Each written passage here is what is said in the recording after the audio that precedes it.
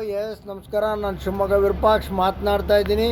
ನಿಮಗೆ ಒಬ್ಬ ವಿಶೇಷವಾದ ವ್ಯಕ್ತಿಯನ್ನು ತೋರಿಸ್ತೀನಿ ನೋಡಿ. ಅವರು ಆರೋಗ್ಯದಲ್ಲಿ ಏರ್ಪಾರಾಗಿತ್ತು ನೋಡಿ, ತೋರಿಸ್ತೀನಿ ಅವ್ರನ್ನ. ಅಂದರೆ ತಮ್ಮ ಹೆಸರೇನು? ನಾಗರಾಜ್ರವರು. ಎಲ್ಲಿರುತ್ತಾವು?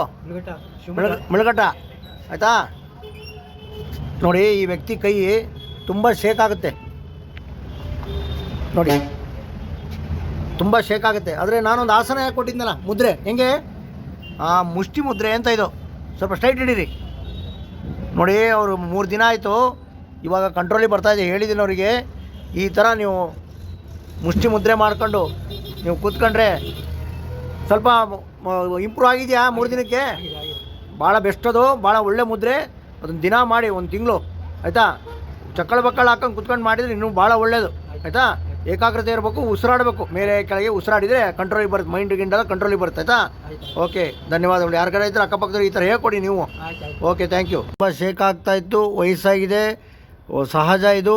ನಾನು ಮುಷ್ಟಿಯನ್ನು ಈ ಥರ ಕಟ್ಟಿ ನೀವು ಮುದ್ರೆಯನ್ನು ಮಾಡಬೇಕು ಅಂತೇಳಿ ಹೇಳ್ಕೊಟ್ಟಿದ್ದೆ. ಅವರು ಇಂಪ್ರೂವ್ಮೆಂಟ್ ಆಗಿದೆ ಅಂತ ಹೇಳ್ತಾಯಿದ್ರು. ಅದ್ರ ಜೊತೆಗೆ ಇನ್ನೊಂದು ಮುದ್ರೆ ಇದೆ, ಸೂಚಿ ಮುದ್ರೆ ಅಂತ, ಹಿಂದೆನೇ ತೋರಿಸಿದ್ದೀನಿ, ಮತ್ತೊಂದು ಸಲ ತೋರಿಸ್ತೀನಿ ನೋಡಿ. ಇದನ್ನು ಮುದ್ರೆಯನ್ನು ಮಾಡಬೇಕು. ಬೆಳಿಗ್ಗೆ ಒಬ್ಬರು ಯಜಮಾನ್ರ ಬಗ್ಗೆ ಹೇಳಿದ್ದೆ, ಅವ್ರ ಕೈ ಶೇಕ್ ಆಗ್ತಾಯಿತ್ತು ಅಂತೇಳಿ. ಮೊನ್ನೆನೇ ಒಂದು ಮುದ್ರೆಯನ್ನು ತೋರಿಸಿದ್ದೆ ನೋಡಿ. ಈ ಥರ 3 ಬೆಟ್ಟನ್ನ ಇಟ್ಕೊಬೇಕು, ಸ್ಟ್ರೈಟ್ ಮಾಡಬೇಕು. 3 ಬೆಟ್ಟ ಮೇಲೂ ಈ ಲಾಸ್ಟ್ 3 ಇದಾವಲ್ಲ, ಇದನ್ನು ಮತ್ತು ತೋರು ಬೆರಳನ್ನು ಸ್ಟ್ರೈಟ್ ಮಾಡಬೇಕು.